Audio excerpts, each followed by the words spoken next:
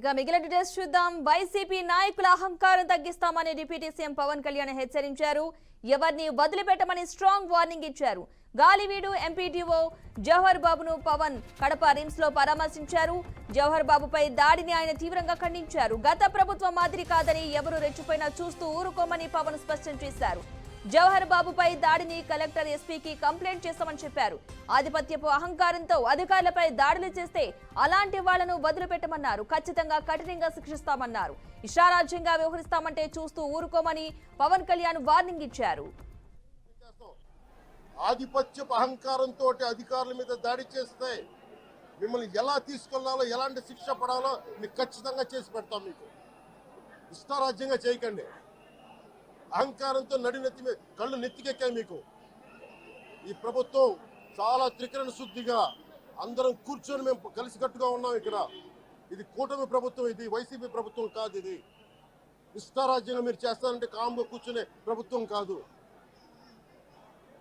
మీకు ఎలా చేస్తే, ఎలా నియంత్రిస్తే మీకు కిందకు వస్తారు మేము చేస్తాం. మీరు గాల్లో విహరిస్తూ ఉన్నారు. 11 సీట్లు వచ్చి ఇంకా గాల్లో విహరిస్తున్నారు. మొత్తం మీకు ఎలా కిందకి దించాలో మాకు బాగా తెలుసు. చేసి చూపిస్తాం. ఇదే కాదు, ఈ సందర్భంగా ఏ నాయకులకైనా సరే అధికారుల మీద దాడి చేసినా, అధికారులు విధులు నిర్వహిస్తుంటే అడ్డుకున్నా చాలా కఠినమైన చర్యలు ఉంటాయి. ఈరోజు నేను వచ్చి ఇక్కడ ఎందుకు వచ్చాను జవహర్ బాబు గారి దగ్గరికి అంటే, ఆయన ఒక ఎస్సీ ఎస్టీ కులానికి సంబంధించిన వ్యక్తినో వీటి గురించి అని కాదు. ఎవరైనా సరే ఇర్రెస్పెక్ట్ ఆఫ్ కాస్ట్ ఆధిపత్య ధోరణితోటి కనుక దాడి చేసి విధుల నిర్వహణకు అడ్డం వస్తే ఇది ఉపేక్షించే ప్రభుత్వం కాదు. ఎస్పీ గారికి కూడా చాలా స్పష్టంగా చెప్పాం. వారికి ఎవరైతే తప్పించుకొని తిరిగారు ఇంకో 9 మంది, వారిని కూడా పట్టుకోమని చెప్పాం. వారికి తగిన విధంగా కౌన్సిలింగ్ చేయాలి. అలాగే కఠినమైన శిక్షలు పడాలి. మీరు లాయర్లు అయి ఉండొచ్చు గతంలో, మీ చట్టాలు కానీ, మీ గతంలో మీ అధికారాలు కానీ ఏవి మిమ్మల్ని రక్షించలేదు. మీరు గుర్తుపెట్టుకోండి. అలాగే ఈ విషయంలో ప్రజలకు కూడా చెప్తా ఉన్నారు, యువతకు కూడా చెప్తున్నాను, ప్రత్యేకించి రాయలసీమ యువతకు కూడా చెప్తున్నాను, మహిళలకు కూడా చెప్తున్నాను, మీరు దయచేసి భయపడకండి. ఈరోజు జవహర్ బాబు గారి భార్య భయపడతా ఉన్నారు. మీరు మాట్లాడితే కూర్చొని వాళ్ళ నాయకుడు కూడా మీరు ముందు ఇవి కరెక్ట్ చేయండి, ఇలాంటివి కరెక్ట్ చేయండి. మీ పార్టీ వర్గాలను మీరు నియంత్రించుకోండి.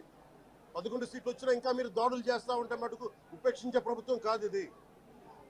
అలాగే ముఖ్యంగా రాయలసీమ యువతకు చెప్తున్నాను, ఇలాంటి తప్పులు జరిగినప్పుడు, ఆధిపత్య అహంకారంతో దాడులు చేస్తున్నప్పుడు నిజంగా మీరు ఎదుర్కోండి. మేము అండగా ఉన్నాం మీకు.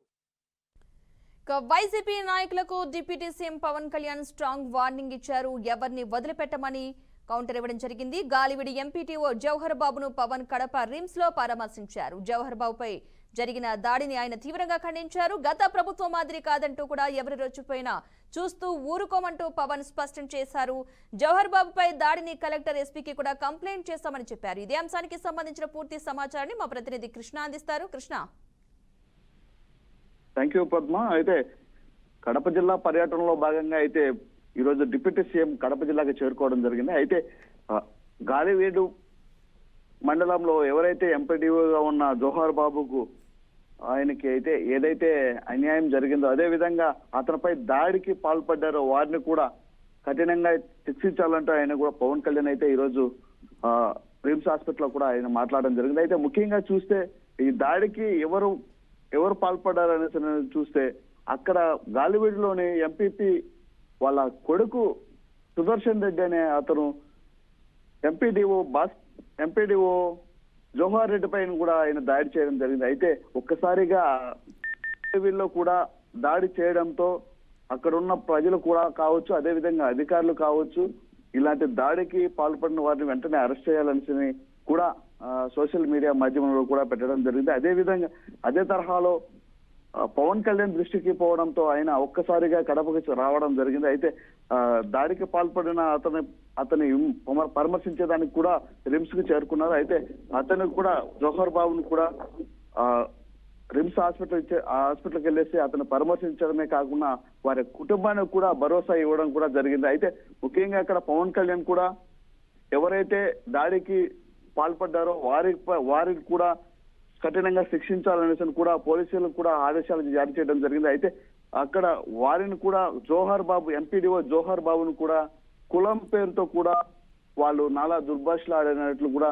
ఆ సమాచారం అయితే ఉంది పద్మ. అయితే అక్కడ కూడా అహంకారంతో వైఎస్ఆర్సీపీ నాయకులు అతని పైన ఒక అధికారి పైన దాడి చేయడం కూడా చాలా దారుణమనేసి కూడా పవన్ కళ్యాణ్ కూడా అన్నారు. అయితే ముఖ్యంగా ఏది ఏమైనప్పటికీ ఇది వైఎస్ఆర్సీపీ ప్రభుత్వం కాదు, కూటమి ప్రభుత్వం అనేసి కూడా ఆయన స్పష్టంగా కూడా వారికి చెప్పడం జరిగింది. ఎవరైనా సరే ప్రభుత్వ అధికారుల పైన దాడికి పాల్పడితే కఠిన చర్యలు తప్పవనేసి కూడా పవన్ కళ్యాణ్ రిమ్స్ దగ్గర హెచ్చరించడం జరిగింది పద్మ.